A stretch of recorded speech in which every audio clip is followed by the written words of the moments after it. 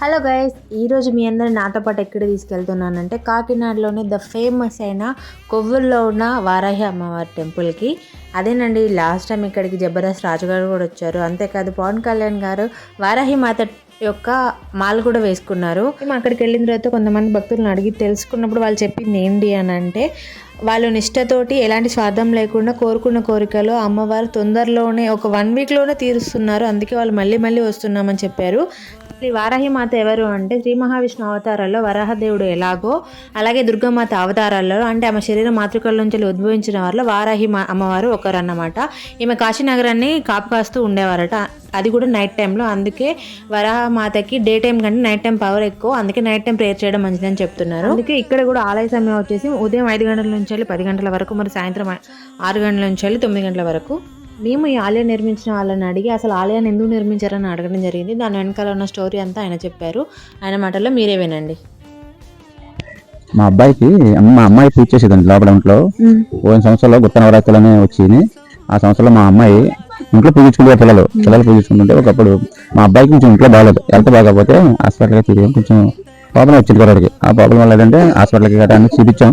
ఆ కుర్రాడు కొంచెం ఆరోగ్యం బాగోకపోతే గుత్త నవరాత్రిలో పోయిన సంవత్సరంలో గుత్త నవరాత్రికి ఇంట్లో పూజ చేస్తుంటే అబ్బాయిని పూజ గారు కూర్చోమంటే ఏముంది అని చెప్పేసి మామూలుగా అన్నాడు. తర్వాత బెల్లం పొగడబెట్టిన తర్వాత అబ్బాయికి అమ్మని అడిగాడు, నువ్వు అమ్మవారితే నా ఆరోగ్యం కుదిరబడితే నీకు గుడి కట్టిస్తాను పూజించుకుంటాను అని చెప్పేసి అన్నాడు అబ్బాయి. అంటే 5 రోజులకి తగ్గితే గడుస్తాను చెప్పేసి అంటే అమ్మవారు 2 రోజులకే నార్మల్ అయ్యింది అబ్బాయికి. నార్మల్ అయితే అప్పుడు 5 రోజులు మామూలుగా అబ్బాయికి అన్నీ క్లియర్ అయిపోయింది. గుడి కట్టించాలి కదమ్మా, అది గుడి కట్టిద్దామని చెప్పి కొంచెం టైం తీసుకుంటే అలాగే కొంచెం కొద్దిగా చెప్తే నైట్ అమ్మవారు వచ్చి ఒక శబ్దం చేసి నాకు గుడి కట్టిస్తున్నారు కదా, గుడి కట్టని చెప్పేసి అబ్బాయిని అడిగాడట. నైట్ అబ్బాయి పొద్దున్న లేచాను, నాన్న రాత్రి అమ్మవారు వచ్చారు, గుడి కట్టిస్తాను కదా, గుడి కట్టిస్తున్నారు రాత్రి రకరకాల శబ్దాలు అవి చేశారు అని చెప్పేసి నాకు కనపడుతున్నారు అంతే అని చెప్పడం జరిగింది. మాకు కూడా ఒక రకమైన శబ్దాలు కనిపించాయి ఇక్కడ.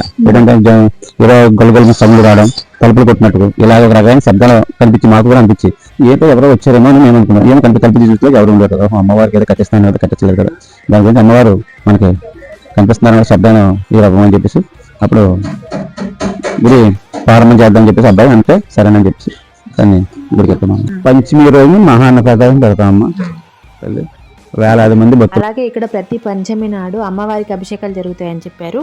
అలాగే పంచమి రోజు మహా అన్నదాన ప్రసాదం కూడా అన్నదానం చేస్తామని చెప్పారు. ఇంకా కొంతమంది మొక్కుకున్న భక్తులు కానీ బర్త్డేలు పెళ్లి రోజులు జరుపుకుంటున్న వాళ్ళు కూడా స్వచ్ఛందంగా అన్నదానం చేస్తున్నామని చెప్పారు. నా మాటల్లో చెప్పాలంటే నేను అక్కడ ఉన్నంతసేపట్లో 1 మంత్ పుట్టిన బేబీని తీసుకొచ్చారు.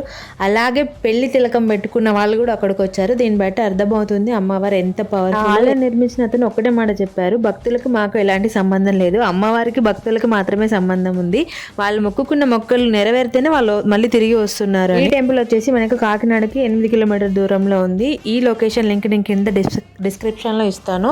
వెళ్ళాలనుకున్న వాళ్ళు ఖచ్చితంగా వెళ్ళండి, చాలా పవర్. అలాగే ఈ వీడియో చూసిన వాళ్ళు, చూడని వాళ్ళు, సబ్స్క్రైబ్ చేసిన వాళ్ళు, చేయని వాళ్ళు, అందరి తరపున ఎవరైతే నిస్వార్థంగా వాళ్ళ కోరికలు నెరవేరాలని కోరుకుంటున్నారో వాళ్ళందరి కోరికలు నెరవేరాలని మీ అందరి తరపున నేను అమ్మవారిని కోరుకుంటున్నా.